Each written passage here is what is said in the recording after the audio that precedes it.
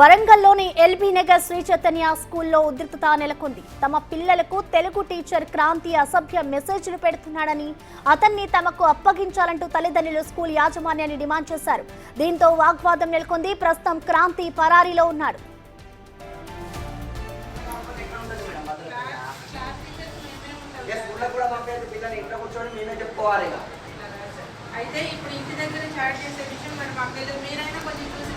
ఇప్పుడు మేము చూసినాం కాబట్టి ఇక్కడ ఇప్పటిదాకా రాలే. మేము సారే కదా లైట్ తీసుకున్నామండి.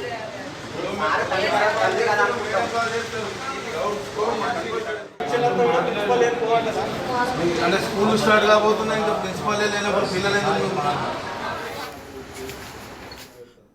ఈ ఘటనపై మరింత సమాచారాన్ని మా ప్రతినిధి వేణు అందిస్తారు. వేణు, అసలు చెప్పండి, ఇటు టీచర్ ప్రవర్తన పట్ల అసలు స్కూల్ యాజమాన్యం ఏం చెప్తుంది, ఇటు పేరెంట్స్ ఏం డిమాండ్ చేస్తున్నారు?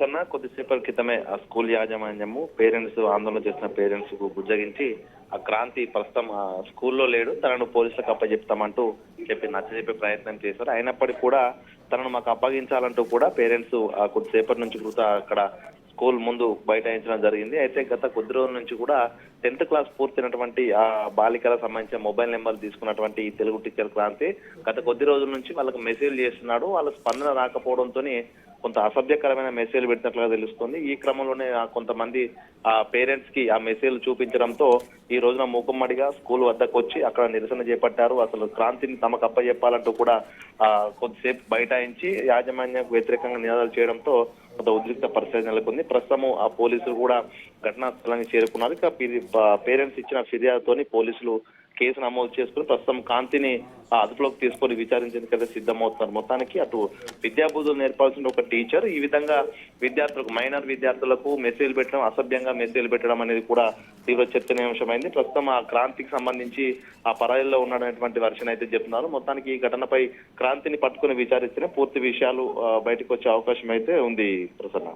అయితే వేణు, ప్రస్తుతం చూసుకుంటే క్రాంతి కూడా పరారీలో ఉన్నారు కాబట్టి ఇటు పేరెంట్స్ కూడా ఇటు పోలీసులకు సమాచారం అందించారు కాబట్టి పోలీసులు ఏ విధమైన దర్యాప్తు చేస్తూ ఉన్నారు? అలాగే గతంలో ఎప్పటి నుంచి ఈ విధంగా ఇటు స్టూడెంట్స్కి టీచర్ మెసేజెస్ పంపడం జరుగుతోంది?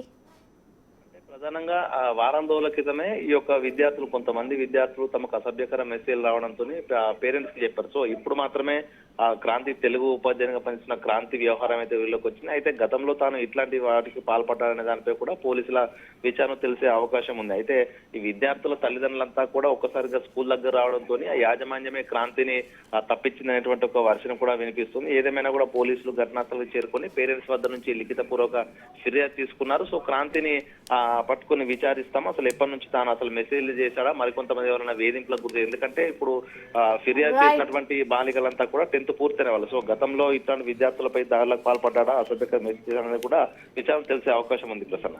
Okay, thank you Venu.